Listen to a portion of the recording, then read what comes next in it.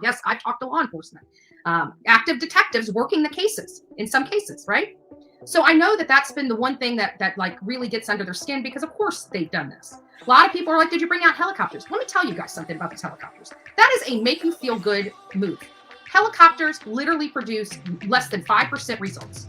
So you're talking about every time they take a helicopter up there, it's $20,000 with such low possibilities of results, right?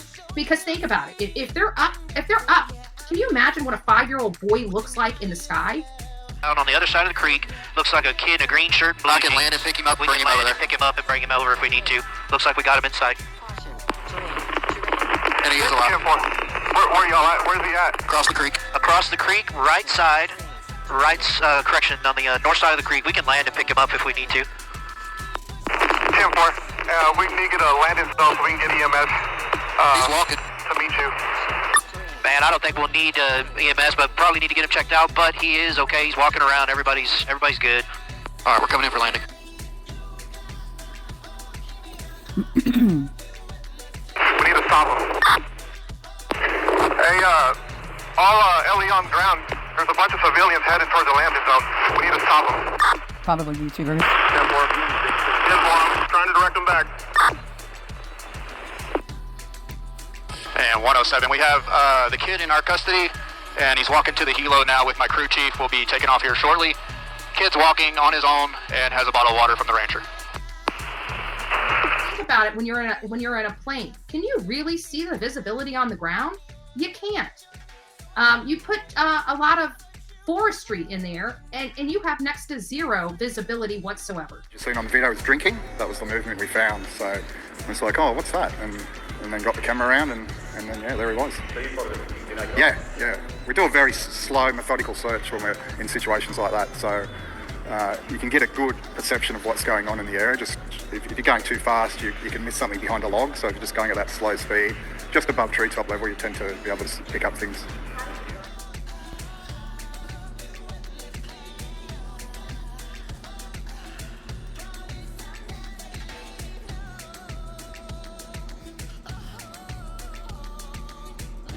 We've located those bodies on the flare. We're going to get directly above them so that you can lead whoever's coming into them. Just as long as they head to the helicopter, we'll lead them right to them. We have that, thank you. To me, and I say this with all the love, but to me, helicopters are a waste of money in these types of cases. You need on-the-ground searches. On-the-ground search. This is my opinion. Trail, I thought, was a little more established than it was. I guess it just took a wrong turn here, another wrong turn there, and it was... Realizing she was in trouble, Rebecca snuggled with her dogs under a tree to keep warm and used her cell phone to call for help. It was long, but she called me again this morning at 5 in the morning. She must have got through with we had a very brief conversation. She was just a little bit afraid and wanted to know what was going on. There's a trail to Lake Beautiful right here. But finding Rebecca proved to be difficult for search and rescue crews. She wasn't able to tell them exactly where she was. It finally took a helicopter to spot the team. One of the teams flying past in a helicopter spotted the subject waving a garbage bag in the trees.